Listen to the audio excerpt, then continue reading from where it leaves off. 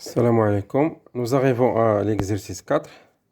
Donc, on réalise le montage expérimental représenté dans la figure 1 pour étudier l'établissement de courant électrique dans un dipôle AB constitué d'un conducteur ohmique de résistance R et d'un bobine d'inductance L et de résistance petit r.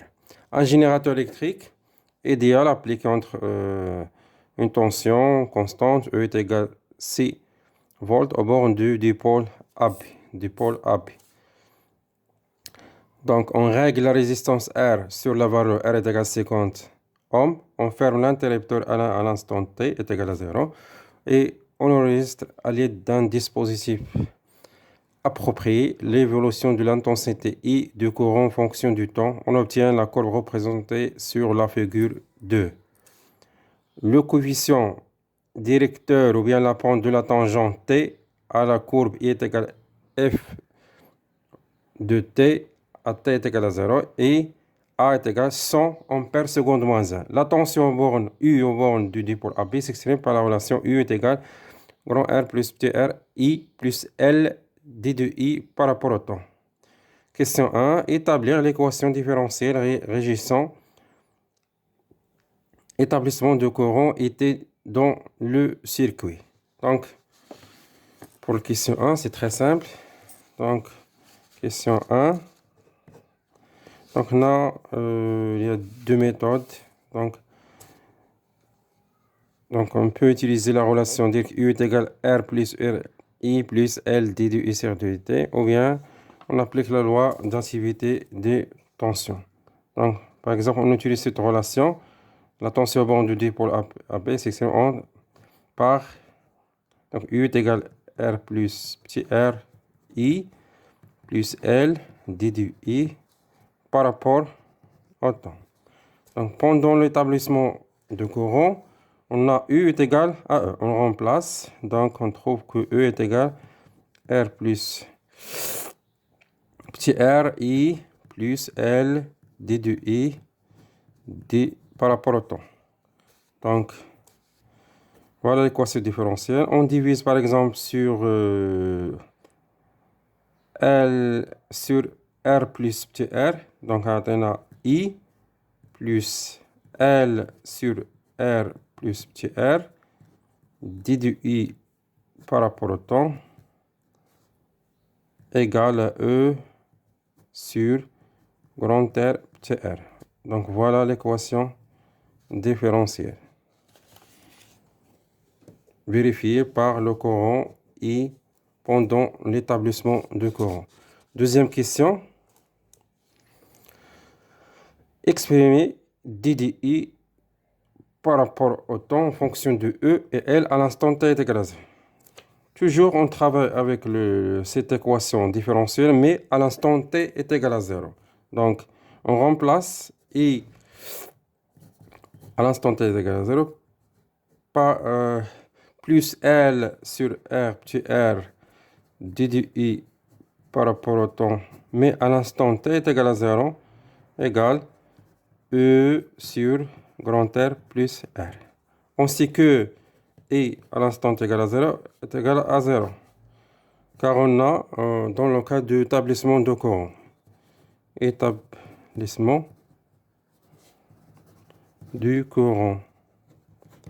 Donc, on trouve que 0 plus L sur grand R plus petit r d de I par rapport au temps à l'instant T égale à 0 est égal à E sur R plus R. Donc, d de I par rapport au temps, la dérivée du courant par rapport au temps, l'instant T est égal à 0, est égal à E sur L. On simplifie par grand R plus petit r. E sur L. Voilà. Pour la troisième question. Donc, trouver la valeur de L. Donc, la valeur de L, on peut sortir à partir de cette dernière relation. La relation entre la dérivée du temps de I par rapport au temps à l'instant T égale à 0 et E et L. Donc, que représente la dérivée du I par rapport au temps à l'instant t est égal à 0 représente le coefficient directeur de la tangente t, bien sûr. Donc, coefficient directeur, donc c'est coefficient directeur de la tangente à la courbe à t est égal à 0. Donc ça, donc E sur L est égal, coefficient directeur si A est égal à A. Donc on cherche L. L est égal. Donc L est égal E sur A. Application numérique. Donc E c'est 6 volts sur A c'est 100 est égal 6 10 à la puissance moins 2 Henry.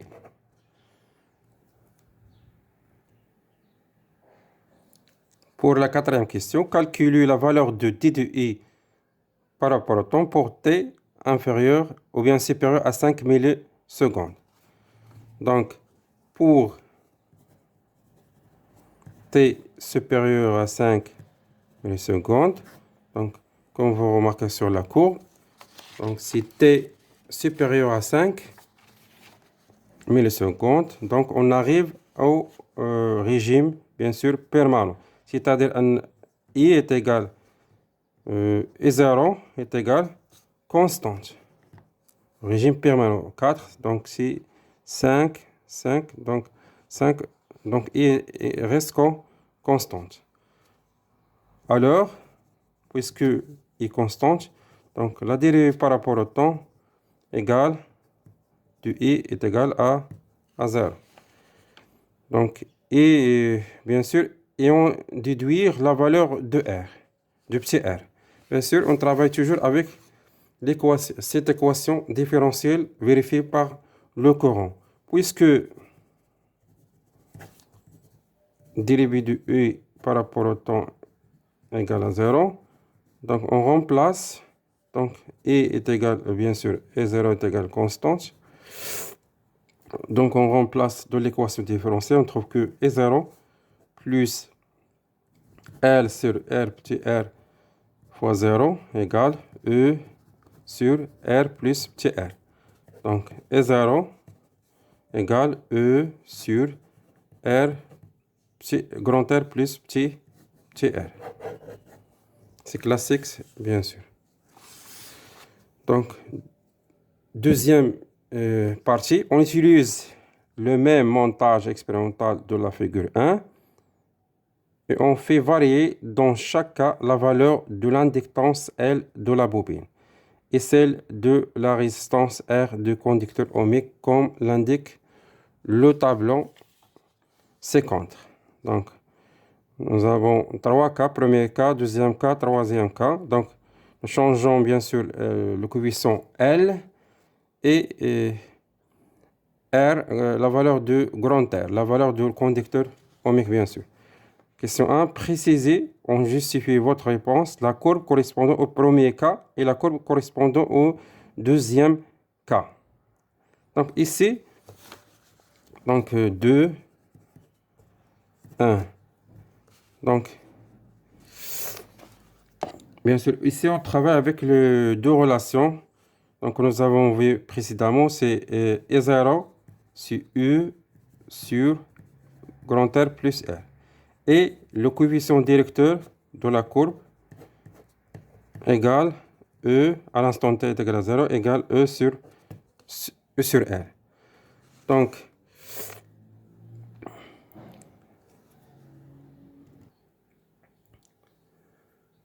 pour le premier cas et deuxième cas, bien sûr, on a R1 ou bien la valeur de la résistance R est constante. C'est pour cela nous arrivons à la même l'intensité, bien sûr, E0 bien et max, comme le montre bien sûr la courbe B et C. Donc nous arrivons au même E0 ou bien E max, c'est 100 milliampères. Donc Pour le premier cas et le deuxième cas, nous avons changé la valeur de L. L1 et L2. DI par rapport au temps représente le coefficient directeur ou bien la pente de la pente à la courbe à l'instant t est égal à 0.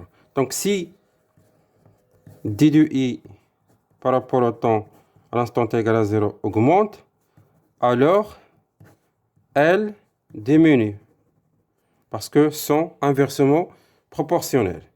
Donc pour nous remarquons que la courbe B présente un grand coefficient directeur. Un grand coefficient directeur. Donc automatiquement, il possède un petit valeur de L. Donc, on peut conclure que la courbe B représente quoi? Représente la petite valeur de L. Si L1 est égal à 6 10 à la puissance moins 2 Henry, c'est-à-dire le premier cas, représente le premier cas. Et bien sûr, la courbe B, ou bien la courbe C représente le deuxième cas. Pour la question de la deuxième partie, on règle la résistance R2 sur la valeur R'2 pour que la constante de temps soit la même dans le deuxième cas et le troisième cas. Exprimer R'2 en fonction de L2, L3, R3 et petit r, calculer R'2. Donc c'est très simple. Donc pour que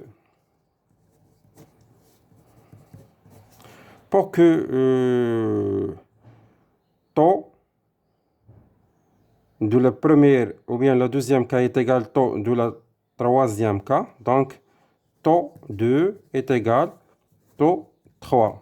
Donc l'expression de taux 2, c'est L2 sur, on règle la résistance R2 sur R'2 plus petit r est égal R3 sur R3, bien sûr, plus petit r. Petit r, bien sûr, c'est reste constant, 10, 10, 10, parce qu'on travaille avec la même bobine.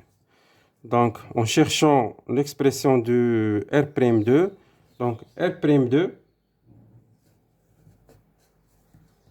égale L2 sur R3, facteur de R3 plus petit r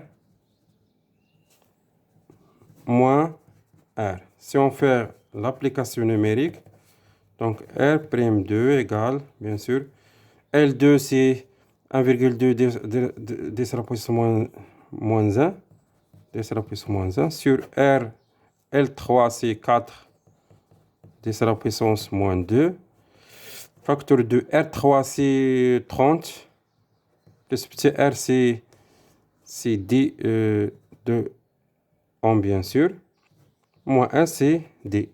Donc R'2 égale 110 ohms. Donc, si on règle R'2 sur 110 ohms, on arrive à taux 2 est égal taux 3. Et voilà la fin de cet exercice.